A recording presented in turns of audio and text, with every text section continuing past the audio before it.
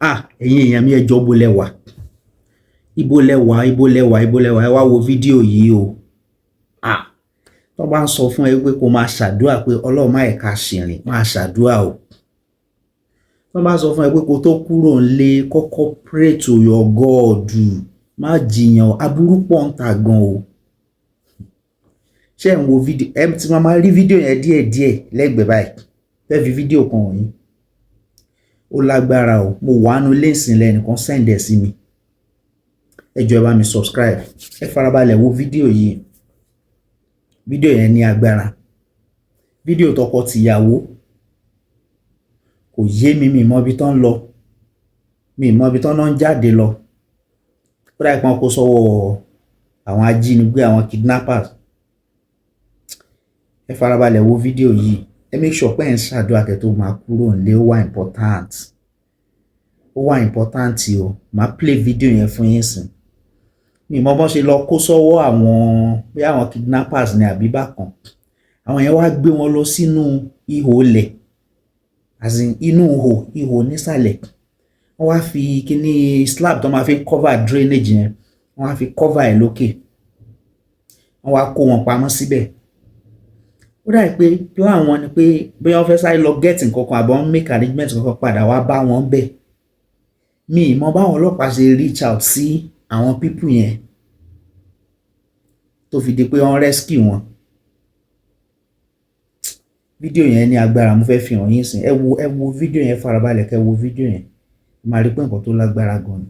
Mi mọ bá ṣe rìnrìn wọn yẹn, mi mọ ibi tán lọ, mi mọ nǹkan tó ń wá kiri tán lọ kó sọ́wọ́ àwọn ajínigbé yẹn. Àmọ́ mo fẹ́ fọlọ́run ọba bẹ̀ yín, ẹ make sure pé ẹ̀ ń ṣàdúrà kẹ́ tó máa kúrò ló yẹ wo fídíò yẹn. Excuse. Come outside, please. All of you, everybody, please. Move a car, go. No, move a car seat. Move a car seat. 1, 2. No. Don't carry it like this. Please, just shift him. No. You can go back inside. Shift it.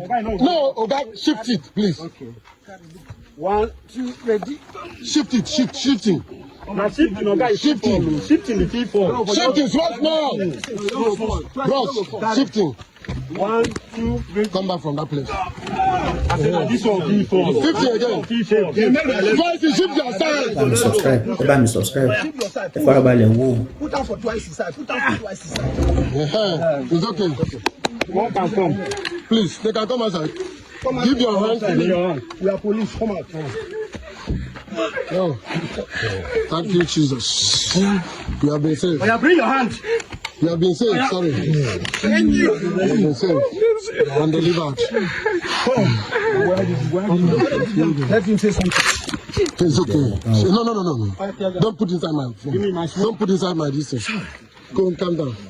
Barrister Obama. You are safe. Don't worry. You are safe. Don't shake.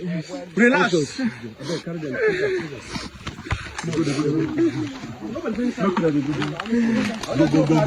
Go fast. Follow. Then we don't pass. That come to know.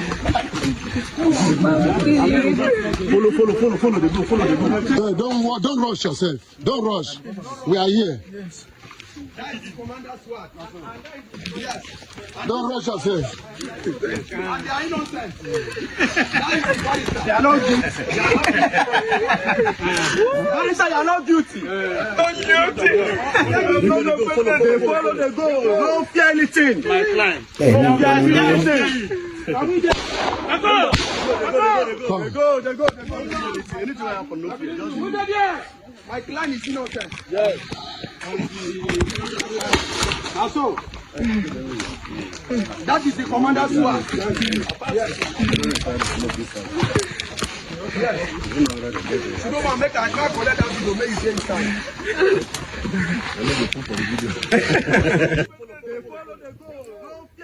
Ṣẹ́yìn náà rí pé ó lágbára bẹ́ẹ̀ abẹ́ẹ̀rí.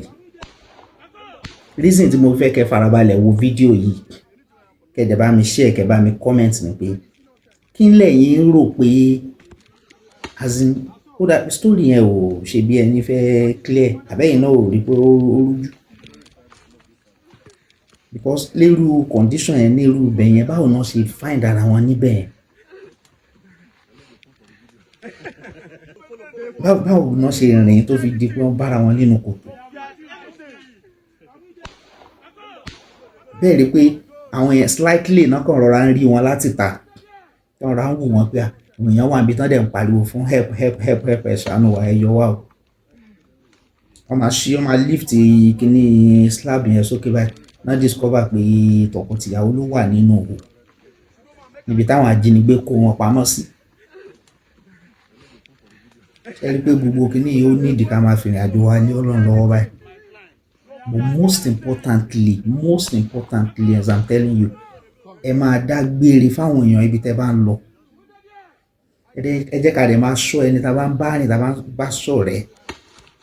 tá a bá dẹ̀ invite wa síbì kan ẹ jẹ́ ká make sure pé we are very sure of where we are going. And ẹni tó invite wa kó jẹ́ ẹni tó jẹ́ pé is a well-known person. ọlọ́mọ ẹ̀ka ṣèwé eléyìí lágbára o. eléyìí lágbára because àwọn Yorùbá sọ pé ó ń bọ̀ àwọn la máa ń dẹ́ẹ̀dẹ́. nísìnyí gbogbo tá a bá ní la máa fi máa wà careful ni o. ìlú òṣèré mọ́ ìlú òrọ́gbọ́ o àsìkò December náà la dẹ̀ tún wà yìí. àwọn èèyàn ń wá owó lọ́nà pọ̀nà owó bí tí tọkọ-tìyàwó find ara wọn owó condition tó ti bára wọn. bẹ́ẹ̀ rí kó lágbára bẹ́ẹ̀ so kájọ tọ́lọ́run bá ń ṣọ́ wa tó ń dáàbò bò wá tọ́lọ́run ń fojú tó wa káwa náà má gbàgbé ká má sọ̀rọ̀ wa di ẹni tọ́lọ́run ṣọ́ tó lọ́ ń fi okùn ọ̀pẹ ọ̀gẹ̀dẹ̀ tó lọ́ fi ń gun ọ̀pẹ o. ká má joyè ẹni tọ́lọ́run ṣọ́ tó lọ́ ń fi okùn ọ̀gẹ̀dẹ̀ tó lọ́ fi ń gun ọ̀pẹ o. láàárọ̀ ká tó kúrò nílé ẹ jẹ́ ká máa ṣàdúrà. ibi tá a bá dẹ̀ ń lọ ká máa dágbére. ibi tí ò bá dẹ̀ ti jẹ́bi tó wà very important àbí tó necessary journey tí tó bá ti wà meaningless ká má wulẹ̀ embark on it. Are you getting what I'm saying? So àsìkò tá a wà yìí we need to be very very careful because for them to have found themselves in this kind of condition ó máa ní bó ṣe rìn bó ṣe jẹ́ o. wọ́n kidnap wọn lọ kó wọn pamọ́ síbẹ̀ yẹn láti lè fa burú ṣe wọn kódà wọ́n lè fẹ́ tà wọ́n dànù. ẹ ti gẹ́tẹ̀ bẹ́ẹ̀. so